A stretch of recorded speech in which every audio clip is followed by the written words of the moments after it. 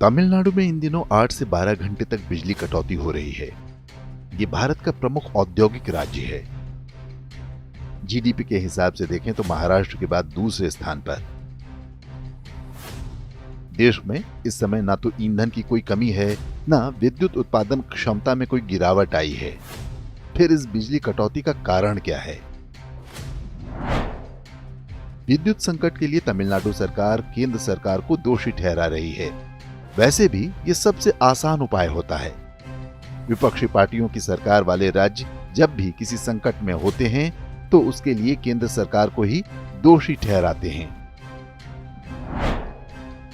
दरअसल तमिलनाडु के बिजली संकट का वास्तविक कारण कुछ और ही है। इसके बारे में कोई बात नहीं करना चाहता। मीडिया इसे छिपाने में जुटा है क्योंकि उसका नियंत्रण उन्हीं शक्तियों के हाथ में है जो इस संकट के पीछे हैं।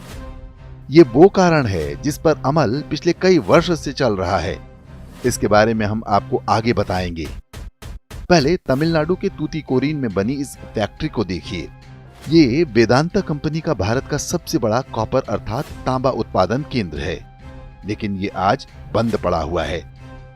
पहले पर्यावरण का अडंगा लगाया गया, फिर हिंसा कराई गई। न्यायालय में सिद्ध हुआ कि पर्यावरण के लिए चिंता की कोई बात नहीं। फिर भी ये कारखाना नहीं खुल सका क्योंकि चर्च नहीं चाहता। इसके बंद रहने के कारण विदेशों से तांबे का आयात करना पड़ रहा है। इससे भारत को प्रतिवर्ष 200 अरब रुपए की क्षति हो रही है। और ये है तमिलनाडु में बना कुडनकुलम परमाणु बिजली केंद्र। ये भारत का सबसे बड़ा एटॉमिक पावर स्टेशन है। वर्ष 2012 में जब ये शुरू होने जा रहा था तब चर्च ने इसका भारी विरोध किया था। स्थानीय लोगों को भड़काकर धरने और प्रदर्शन कराए गए थे। तब के प्रधानमंत्री मनमोहन सिंह ने भी डरते सहमते हुए माना था कि कुछ शक्तियां राष्ट्रीय महत्व की इस परियोजना को ठप कराना चाहती हैं।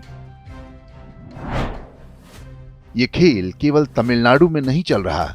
जहां जहां पर चर्च के प्यादे सत्ता में हैं, वहां यही हाल है।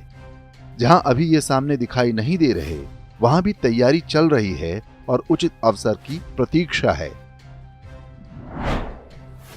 वास्तव में ईसाई धर्मांतरण गिरोहों ने निर्णय ले लिया है कि भारत को गरीब रखना है। वैसे तो ये निर्णय बहुत पहले ले लिया गया था। उसी का पालन करते हुए 70 वर्ष तक कांग्रेस ने देश को सड़क, बिजली, पानी, शौचालय, स्कूल और स्वास्थ्य जैसी आधारभूत सुविधाओं से वंचित रखा। गरीब आत्माएं सस्ती दरों पर बिकती हैं। इतने वर्षों से इसी दम पर धर्मांतरण का खेल चलता रहा, लेकिन लगता है अब ये हड़बड़ी में हैं। उन्हें भारत में विकास और बढ़ती संपन्नता डरा रही है। वे जानते हैं कि शक्तिशाली भारत हिंदू धर्म की सबसे बड़ी ढाल है।